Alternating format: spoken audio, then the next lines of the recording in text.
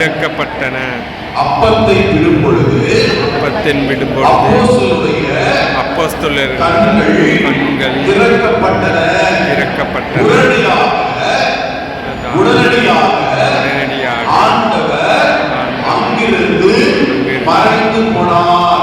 அங்கிருந்து மறைந்து போனார்.